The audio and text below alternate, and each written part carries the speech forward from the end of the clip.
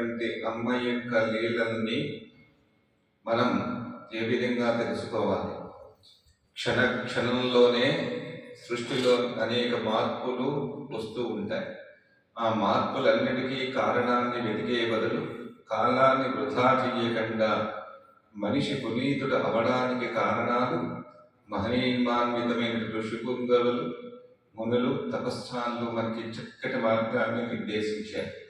కాలము కలిసి వస్తుంది, కాలం కలిసి రాదు అనేటువంటి అపోహలతో ఉండే బదులు ప్రతి జీవి కూడా ప్రతి క్షణాన్ని అమ్మ పాదాల దగ్గరికి మనస్సుని ఉంచుకుని మంత్రోపాసన చేస్తే ఆ మహిమాన్వితమైనటువంటి అమ్మ యొక్క శక్తులు అతీతంగా మనలోకి కురుస్తూ ఉంటాయి.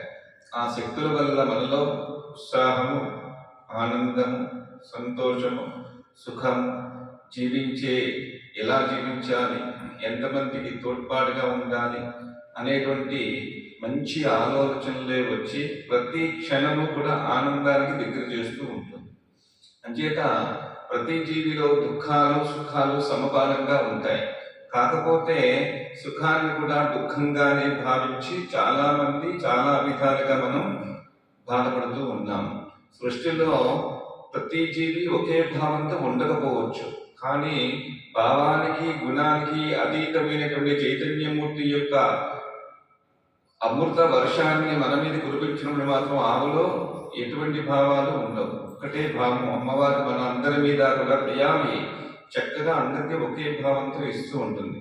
కానీ మనలో ఉండే శక్తిని బట్టి ఆవిడిచ్చేది దాచుకోవడం, అందుకోవడం జరుగుతూ ఉంటుంది. అందుకే ప్రతి ఒక్కరూ కూడా అమ్మ యొక్క మహత్తులు తెలుసుకుంటూ జీవించాలనేటువంటి సంకల్పం చేసుకోవాలి, మంత్ర సాధన చేయాలి.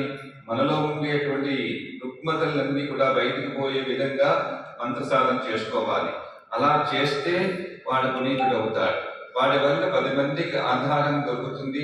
ఆధ్యాత్మిక, ఆది భౌతిక, ఆది దైవికమైనటువంటి జీవనానికి ఒక చక్కటి మార్గనిర్దేశం కూడా మన వల్ల 10 మందికి తెలుస్తూ ఉంటుంది.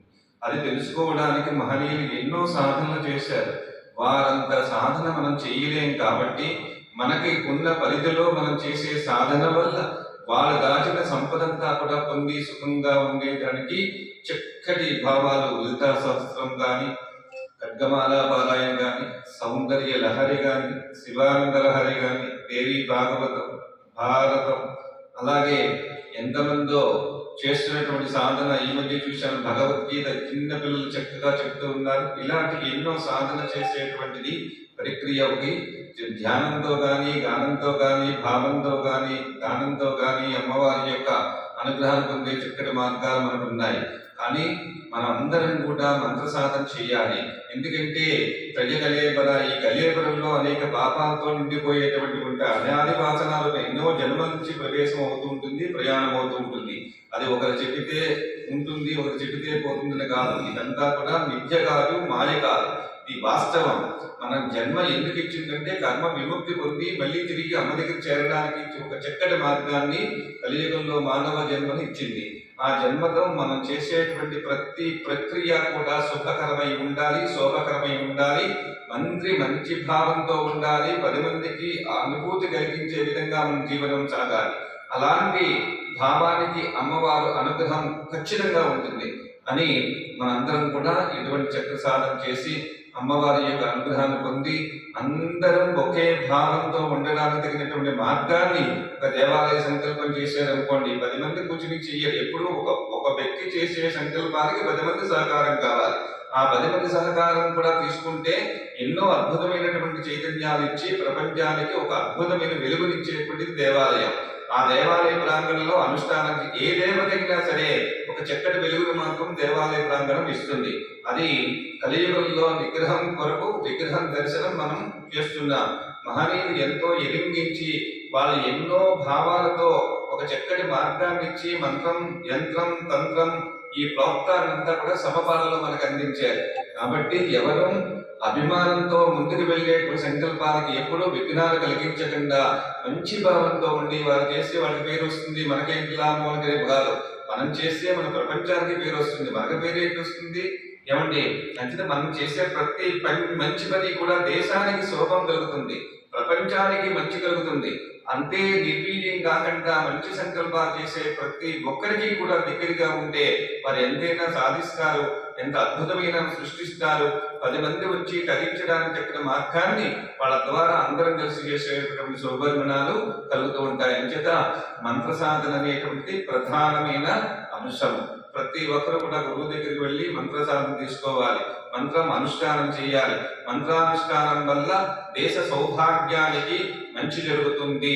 మంచి పాటి పంటలు కలుగుతాయి, మొక్కలు కలుగుతాయి, పళ్ళు కావాలి, ఫలాలు కావాలి. ఇన్ని కావాలి అంటే మంత్ర సాధనే. ఎందుకంటే సకాలంలో వర్షాలు కురవాలి, ఆ వర్షం పడిన నీరుని ఆ భూమిలో ఉండేటువంటి పుటం పెట్టిన చైతన్యాన్నంతా స్వీకరించాలి. తద్వారా బీజం మొలకెత్తాలి.